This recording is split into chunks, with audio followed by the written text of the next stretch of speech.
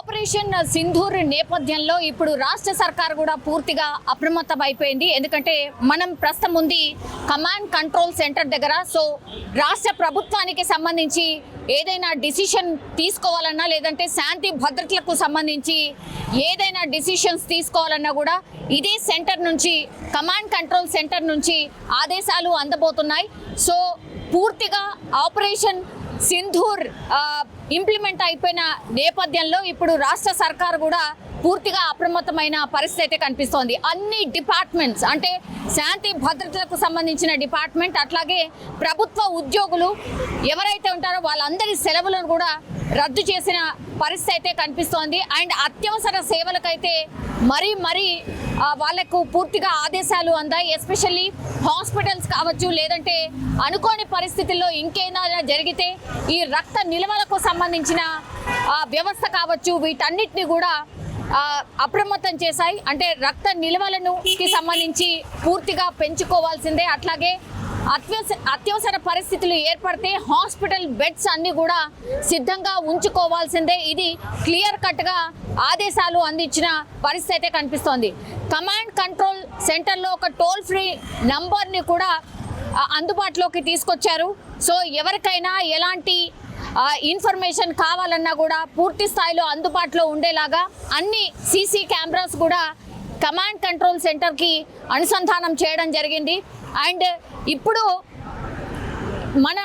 అంటే దేశవ్యాప్తంగా ఉన్నటువంటి ఈ ఉద్రిక్త పరిస్థితుల నేపథ్యంలో ఎక్కడ ఎప్పుడు ఏం అవసరం పడుతుందో తెలియనటువంటి పరిస్థితి. సో హోంశాఖ నుంచి కూడా లేదంటే దేశవ్యాప్తంగా కూడా హై అలర్ట్ జోన్స్ కొన్ని ఉన్నాయి. అందులో మన హైదరాబాద్ కూడా ఒక హై అలర్ట్ జోన్గా ఉంది. కాబట్టి కొన్ని సున్నితమైన ప్రాంతాలు కూడా మన దగ్గర ఉన్నాయి. కాబట్టి వీటన్నిటి నేపథ్యంలోనే ఇప్పుడు ప్రత్యేక నిఘా కావచ్చు భద్రతకు సంబంధించి కావచ్చు పూర్తిగా తమ ఆధీనంలోకి తీసుకున్నట్టే కనిపిస్తోంది రాష్ట్ర సర్కార్ కూడా. సో సీఎం రేవంత్ రెడ్డి కూడా అత్యవసర సమావేశం నిర్వహించారు. ఇందులో భద్రతకు సంబంధించిన వాళ్ళు కావచ్చు సిఎస్ అధికారులు కావచ్చు ప్రభుత్వ ఉద్యోగాలు కావచ్చు వివిధ విభాగాలకు సంబంధించిన అధికారులందరూ కూడా పాల్గొనడం అయితే జరిగింది. క్లియర్ కట్గా వాళ్ళకి ఇన్స్ట్రక్షన్స్ అయితే ఇచ్చారు.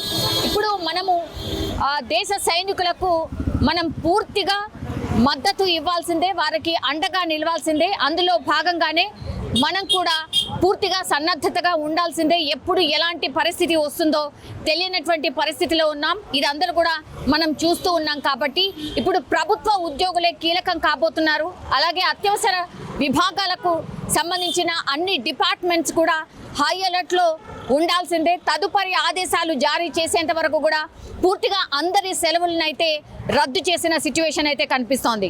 సో ఏదైనా ఇన్ఫర్మేషన్ కావాలన్నా కూడా ఎక్కడైనా ఏదైనా జరిగింది అని అంటే కూడా పూర్తిగా ఇన్ఫర్మేషన్ చేరవేయడానికి కూడా ఒక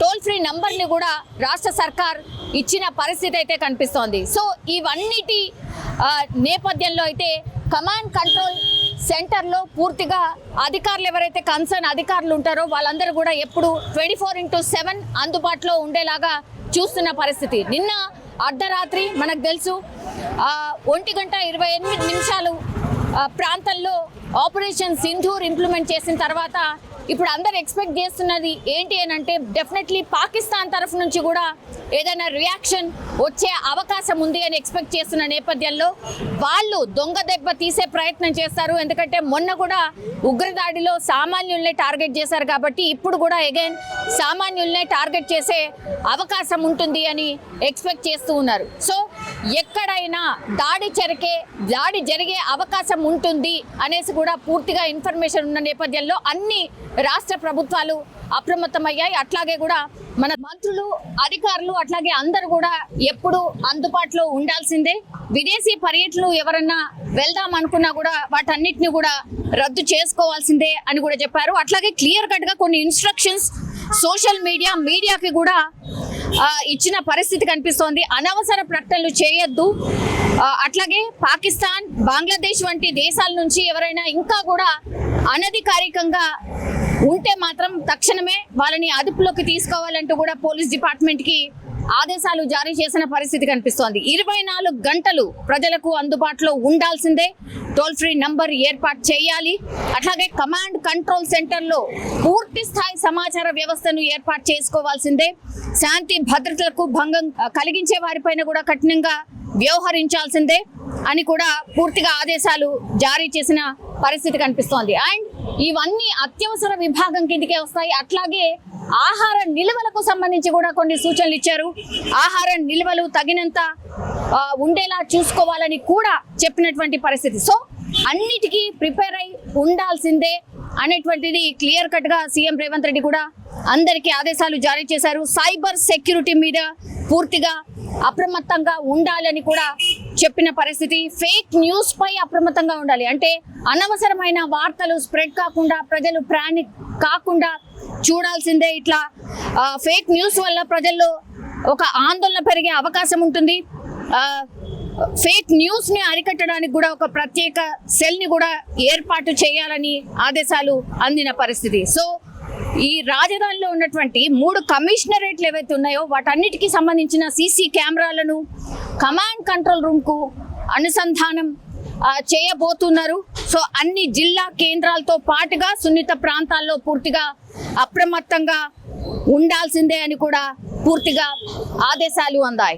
అండ్ హైదరాబాద్ లోని ఈ విదేశీ రాయబార కార్యాలయాలు ఏవైతే ఉంటాయో వాటిని కూడా కొంత భద్రతను పెంచుకోవాల్సిందే అని కూడా ఆదేశాలు అందాయి. అట్లాగే ఐటీ సంస్థలు, అంటే ఎస్పెషల్లీ మనకు ఐటీ సంస్థలు అని అంటే హైటెక్ సిటీ, గచ్చిబౌలి అటువైపు కదా.